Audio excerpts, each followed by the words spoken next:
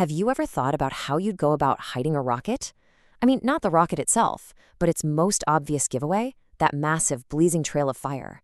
It's a fascinating engineering problem, and the solution might be way simpler than you think. So let's just dive right in. The huge challenge, of course, is the insane amount of heat that rockets blast out. Heat-seeking systems are designed to lock right onto that energy. So the real question is, how do you turn down the volume on that heat signal? It all comes down to something called an infrared signature. The easiest way to think about it is like a heat fingerprint. Every single rocket leaves behind this plume of super hot gases, and that plume just glows in the infrared spectrum. It's basically a giant bright beacon for any detection system out there. And this image, wow, it really shows you what we're dealing with. A rocket's exhaust isn't some simple flame. Oh no, it is a violent supersonic jet packed with shockwaves. You can actually see those diamond patterns right there. Incredibly high temperatures and all sorts of chemical reactions. All of that together makes for one very, very bright heat signature.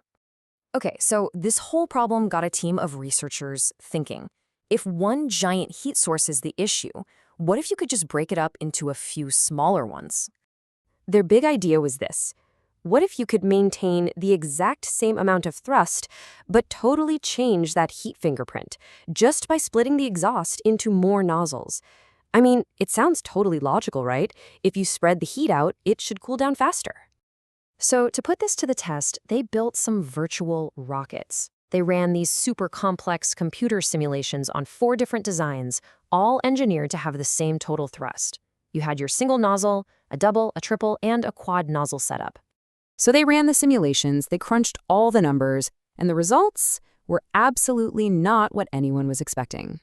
These weren't just simple calculations either. The simulations modeled everything, the gas flow, the temperature, the chemical reactions, all to figure out one thing: which design had the dimmest heat fingerprint. All right, let's start with our baseline, the good old single nozzle. And as you can see, it does exactly what you'd think. It creates this long, super bright, and really intense heat signature. It's a clear, obvious signal that's easy to spot. But here's where things get weird. You'd think more nozzles would be better, right? Well, with the 3 and 4 nozzle designs, that whole idea just kind of falls apart. They also produce these powerful, really detectable heat signatures, pretty much just like the single nozzle. Which of course leaves one configuration left, the odd one out. What on earth happened with the double nozzle? Completely against all intuition, the double nozzle setup was dramatically dimmer. You can see it right there. The bright zone is way less intense, and it has a completely different shape. It's the clear weirdo in the group. So just how much dimmer are we talking about? Well, under specific high-altitude conditions, basically where the exhaust gas pressure is way higher than the air around it, the double nozzle plume's infrared radiation was a whopping 51.36% lower than the average of the other 3. That is a massive reduction. And this chart just makes it crystal clear. On the left there, you've got the infrared intensity. Now look at the bars for the single, the triple, and the quad nozzles. They're all in the same ballpark. And then look at the double nozzle. It is not even close. Its infrared output is fundamentally different and so much lower. So what is going on here? Why does 2 work so much better than 1, 3, or even 4? Well, the answer isn't actually in the nozzles themselves. The real secret is in the space between the nozzles and what happens when those 2 plumes of hot gas expand and then slam into each other. It's all about that interaction. Let's actually take a look at how this works. On the left, you see the single plume just expanding out evenly, right? But now look at the right with the double nozzle. See how the 2 plumes collide right in the middle? This crash creates what the researchers call an extrusion phenomenon. The plumes are literally being squeezed and reshaped, and that radically changes the whole temperature profile downstream.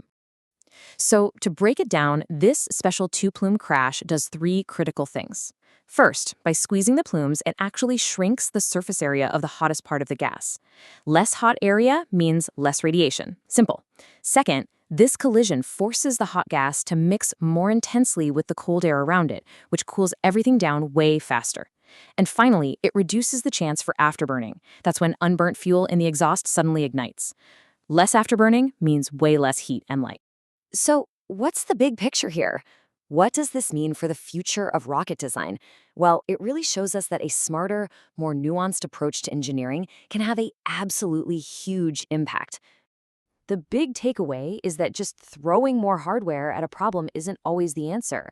You can't just keep adding nozzles and hope for a better result.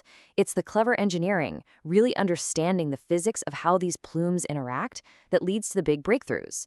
The right configuration is everything.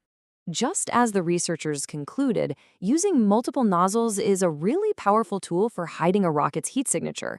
But as their own data proved, it's not just about using them. It's about using them in the right way.